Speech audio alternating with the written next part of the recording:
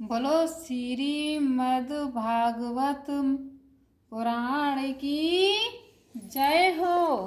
तो भाई कल मैंने सुनाया था, उससे आगे मैं आज का गीता का श्लोक स्टार्ट कर रही हूँ। वही बात है ना, जो मैं कल बोली थी कि नासवान है आत्मा जो है बसा शरीर, देह नाश होता सदा आत्मनाश ना होए। बोलो श्रीमद् भागवत महाराज भगवान की जय हो। आगे का श्लोक मैं सुना रही हूँ, सब लोग ध्यान से सुनिएगा। वेद अविनाशिनम नित्यम यायेनम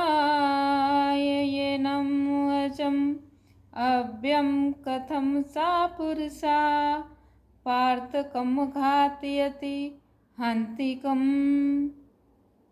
कहते हैं, हे पार्थ, जो व्यक्ति ये जानता है कि आत्मा अविनाशी, अजन्मा, शाश्वत तथा अव्यय है, वह भला किसी को कैसे मार सकता है या मरवा सकता है।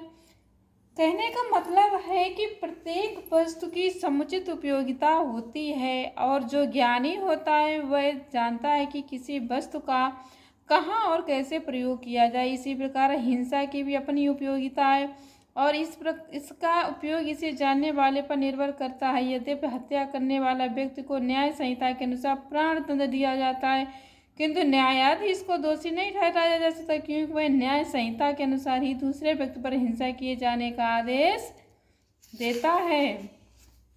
मनुष्यों के विधि ग्रंथ मनु संहिता में इसका समर्थन किया गया कि हत्यारे को प्राण दंड देना चाहिए, जिससे उसे अगले जीवन में अपना पाप कर्म भोगना ना पड़े। अतः राजा द्वारा हत्यारों को फांसी का दंड एक प्रकार से लाभप्रद। इसी प्रकार जब कृष्ण युद्ध करने का आदेश देते तो ये समझना चाहिए कि यह हिंसा परम न्याय के लिए है, और इस तरह अर्जुन को इस आदेश का पालन यह समझकर करना चाहिए कि कृष्ण के लिए किया गया युद्ध हिंसा नहीं है, क्योंकि मनुष्य या दूसरे शब्दों में आत्मा को मारा नहीं जा सकता। अतः न्याय हेतु तथा कथित हिंसा की अनुमति है। शल्य क्रिया का प्रयोजन रोगियों को मारना नहीं, अपितु उसको स्वस्थ बनाना है। अतः कृष्ण के आदेश पर अर्जुन द्वारा किए जाने वाला युद्ध पूरे ज्ञान के साथ हो रहा है, उससे पाप फल की संभावना नहीं है। बांसासि जीर्णानि यथा विहाय नवानि गृह्णति नरापराणि, तथा शरीराणि विहाय जीर्णानि अन्यानि संयाति नवानि देहि। जिस प्रकार मनुष्य पुराने वस्त्र को त्याग कर नए वस्त्र धारण करता है, उसी प्रकार आत्मा पुराने तथा व्यर्थ के शरीर को त्याग कर नवीन भौतिक शरीर धारण करता है। तात्पर्य है, अणु आत्मा द्वारा शरीर का परिवर्तन एक स्वीकृत तथ्य। आधुनिक विज्ञानी जन तक जो आत्मा के अस्तित्व पर विश्वास नहीं करते, पर साथ ही हृदय के शक्ति साधन की व्याख्या भी नहीं कर पाते, उन परिवर्तनों को स्वीकार करने को बाध्य है। जो बालकाल से कौमारावस्था और फिर तरुणावस्था तक फिर वृद्धावस्था होते रहते, वृद्धावस्था से यही परिवर्तन दूसरे शरीर में स्थानांतरित हो जाता है। इसकी व्याख्या एक पिछले श्लोक में की जा चुकी है। अणु आत्मा का दूसरे शरीर में स्थानांतरण परमात्मा की कृपा से संभव हो पाता है। परमात्मा अणु आत्मा की इच्छाओं की पूर्ति उसी तरह करते हैं जिस प्रकार एक मित्र दूसरे की इच्छा पूर्ति करता। मुंडक तथा श्वेताश्वर उपनिषदों में आत्मा तथा परमात्मा का उपमा दो मित्र पक्षियों से दी गई है, जो एक ही वृक्ष पर बैठे। इनमें से एक पक्षी अणुआत्मा वृक्ष के फल को खा रहा है, और दूसरा पक्षी कृष्ण अपने मित्र को देख रहा है। यद्यपि दोनों पक्षी समान गुणवान है, किंतु इनमें से एक भौतिक वृक्षों के फलों पर मोहित है, किंतु दूसरे अपने मित्र के कार्यकलापों की साक्षी मात्र। कृष्ण साक्षी पक्षी है और अर्जुन फल भोक्ता पक्षी। यद्यपि दोनों मित्र सखा हैं, किंतु फिर भी एक स्वामी है और दूसरा सेवक है। अणु आत्मा द्वारा इस संबंध की विस्मृति ही उसके एक वृक्ष से दूसरे वृक्ष पर जाने या एक शरीर से दूसरे में जाने का कारण जीवात्मा प्राकृत शरीर रूपी वृक्ष पर अत्यंत संघर्षशील है।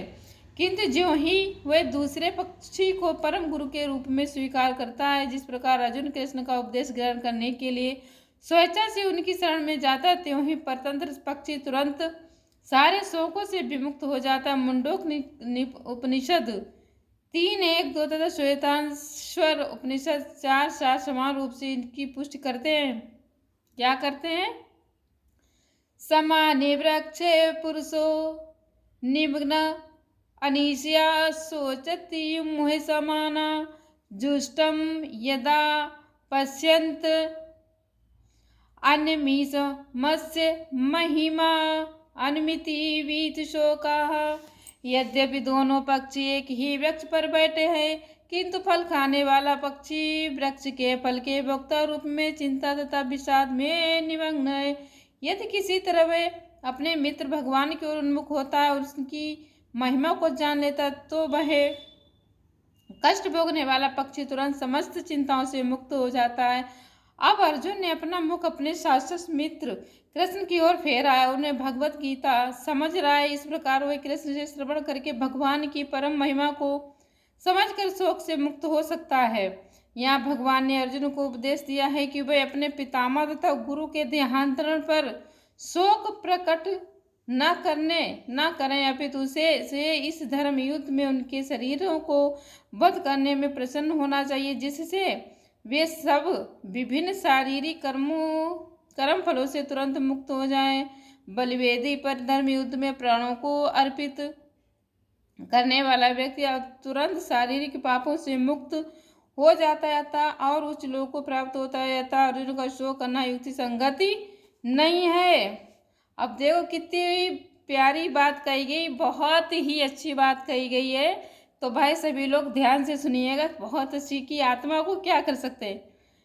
नयनम छिंदन्ति शस्त्राणि नयनम दहति पावका नाचैनम क्रोधन्ते त्यापो न शोष्यति मारुता।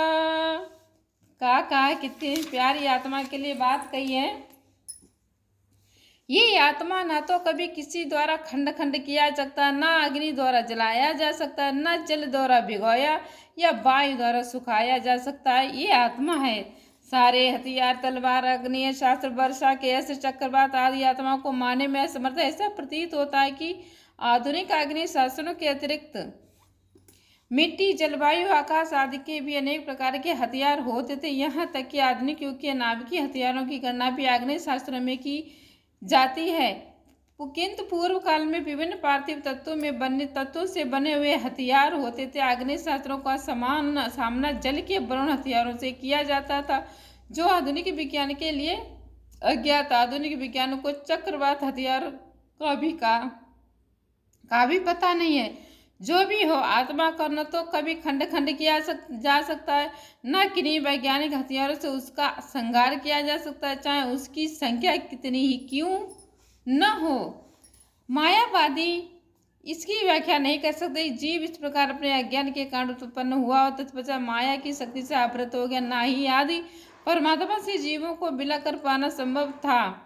प्रत्युत सारे जीव परमात्मा से विलग अंश है, चूंकि वे सनातन अणु आत्मा अतः माया द्वारा आवृत होने की उनकी प्रवृत्ति स्वाभाविक है और इस तरह से वे भगवान की संगति से पृथक हो जाते हैं। जिस प्रकार अग्नि की स्फुलिंग अग्नि से विलग होते ही बुझ जाते, यद्यपि इन दोनों के गुण समान होते हैं।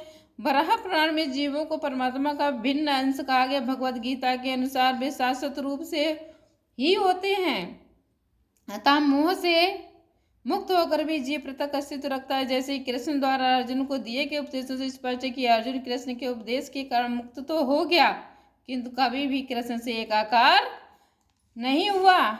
अगला नेक्स्ट है भाई, और सुन लीजिए। अच्छेद्या अयम अदाया अयम अकेद्या अशोष्य एव च नित्या सर्वगता स्थाणु अचल अयम सनातन। ये आत्मा अखंडित तथा अघुलनशील है। इसे ना तो जलाया जा सकता है, ना ही सुखाया जा सकता है। ये शाश्वत, सर्वव्यापी, अविकारी, स्थिर तथा सदैव एक सा रहने वाला है।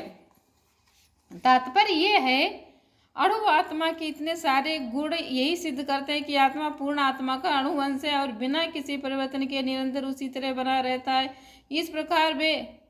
इस प्रसंग में अद्वैतवाद को विवृत करना कठिन है, क्योंकि अणु आत्मा कभी भी परमात्मा के साथ मिलकर एक नहीं हो सकता। भौतिक कलमश से मुक्त होकर अणु आत्मा भगवान के तेज की किरणों की आध्यात्मिक स्फुलिंग बनकर रहना चाह सकता है, किंतु बुद्धिमान जीव तो भगवान की संगत करने के लिए वैकुंठ लोक में प्रवेश करता है। सर्वगत शब्द महत्वपूर्ण, क्योंकि इसमें कोई संशय नहीं कि जीव भगवान की समग्र सृष्टि में फैले हुए भी जल, थल, वायु, पृथ्वी के भीतर तथा अग्नि के भीतर भी रहते। जो ये मानते हैं कि वे अग्नि में स्वाहा हो जाते हैं, वह ठीक नहीं है, क्योंकि यहाँ कहा गया कि आत्मा को अग्नि द्वारा जलाया नहीं जा सकता। इसमें संदेह नहीं कि सूर्यलोक में भी उपयुक्त प्राणी निवास करते हैं। यदि सूर्यलोक निर्जन हो तो सर्वगत शब्द निरर्थक हो जाता है। अगला नेक्स्ट भाई श्लोक, अव्यक्ता अयम अचिन्त्या अयम अविकारी अयम उच्यते तस्मात् एवं विदित्वा एनम न अनुशोचितम रहसि। ये आत्मा अव्यक्त, अकल्पनीय तथा अपरिवर्तनीय कहा जाता है। ये जानकर तुम्हें शरीर के लिए शोक नहीं करना चाहिए। तात्पर्य यह है कि जैसे कि पहला कहा सुखता, आत्मा इतना सूक्ष्म है कि इसे सर्वाधिक शक्तिशाली सूक्ष्मदर्शी यंत्र से भी नहीं देखा जा सकता था। यह अदृश्य, जहाँ एक आत्मा के अस्तित्व का संबंधित श्रुति के प्रमाण के अतिरिक्त अन्य किसी प्रयोग द्वारा इसके अस्तित्व को सिद्ध नहीं किया जा सकता। हमें इस सत्य को स्वीकार करना पड़ता है, क्योंकि अनुभव गम्य सत्य होते भी आत्मा के अस्तित्व को समझने के लिए कोई अन्य साधन नहीं है। हमें अनेक बातें केवल उच्च प्रमाणों के आधार पर माननी पड़ती हैं। कोई भी अपनी माता के आधार पर अपने पिता के अस्तित्व को अस्वीकार नहीं कर सकता। पिता के स्वरूप को जानने का साधन या एकमात्र प्रमाण माता। इसी प्रकार वेदाध्ययन के अतिरिक्त तत्वों को समझने का अन्य उपाय नहीं। दूसरे शब्दों में आत्मा मानवीय व्यावहारिक ज्ञान द्वारा अकल्पनीय आत्मा चेतना है और अचेतन है। वेदों के इस कथन को हमें स्वीकार करना होगा। आत्मा में शरीर जैसा परिवर्तन नहीं होते, मूलतः विकारी रहते हैं। आत्मा अनंत परमात्मा की तुलना में अणु रूप है। परमात्मा अनंत है और अणु आत्मा अति सूक्ष्म, अतः अति सूक्ष्म आत्मा अविकारी होने के कारण अनंत आत्मा भगवान के तुल्य नहीं हो सकता। यही भाव वेदों में भिन्न भिन्न प्रकार से आत्मा के स्थायित्व की पुष्टि करने के लिए दोहराया गया है कि किसी बात का दोहराना उस तथ्य को बिना किसी त्रुटि को समझने के लिए आवश्यक है। आगे एक नेक्स्ट और श्लोक पढ़ती हूँ, सभी लोग भाई ध्यान से सुनियो। अथ विचयनम नित्य जातम नित्यम व मन्यसे मृतम यथापि त्वं महाबाहो नायनम शोचितम रसि। किंतु यदि तुम ये सोचते हो कि आत्मा अथवा जीवन का लक्षण सदा जन्म लेता है और सदा मरता है, तो भी ये महाबाहु तुम्हारे शोक करने का कोई कारण नहीं है। कहने का तात्पर्य है कि सदा से दार्शनिकों का एक ऐसा वर्ग चला आ रहा है जो बौद्धों के ही समान यह नहीं मानता है कि शरीर के परे भी आत्मा का स्वतंत्र अस्तित्व है। ऐसा प्रतीत होता है कि जब भगवान कृष्ण ने भगवत गीता का उपदेश दिया तो ऐसे दार्शनिक विद्यमान थे और लोकायतिक और वैभाषिक नाम से जाने जाते थे।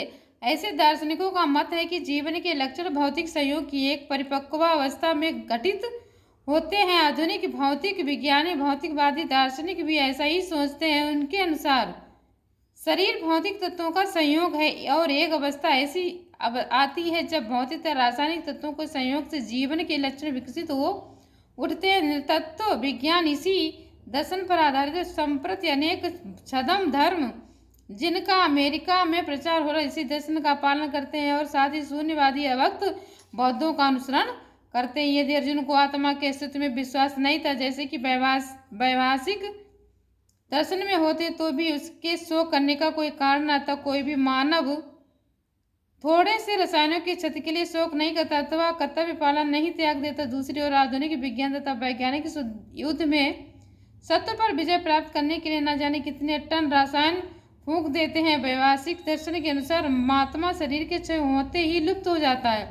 अतः प्रत्येक दशा में चाहे अर्जुन इस वैदिक मान्यता को स्वीकार करता कि अणु आत्मा का अस्तित्व है या ना कि वह आत्मा के अस्तित्व को स्वीकार नहीं करता, उसके लिए शोक करने का कोई कारण न था।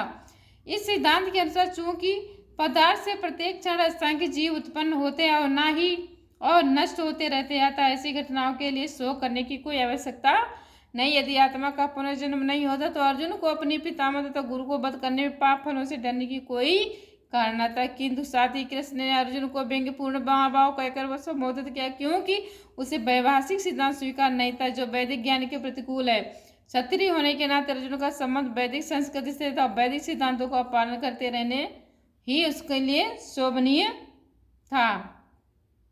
तो भाई आज के लिए मैं यहीं पे भगवद गीता के श्लोकों को विराम देती हूँ। कल सुबह फिर स्टार्ट करती हूँ। हाँ, तब तक के लिए बोले श्री भगवान की, श्री कृष्ण भगवान की जय हो। हरे राम राम राम हरे हरे कृष्णा कृष्णा कृष्णा हरे हरे, हरे राम राम राम हरे हरे, हरे कृष्णा कृष्णा कृष्णा हरे हरे राम राम राम हरे हरे कृष्णा कृष्णा कृष्णा हरे हरे, हरे राम राम राम हरे हरे कृष्णा कृष्णा कृष्णा हरे। बोलो सियापति रामचंद्र की जय हो। बोलो श्रीमद् भागवत महाराज पुराण की जय हो। बोलो हर हर महादेव शिव शंभू। बोलो हर हर महादेव शिव शंभू। बोलो हर हर महादेव शिव शंभू।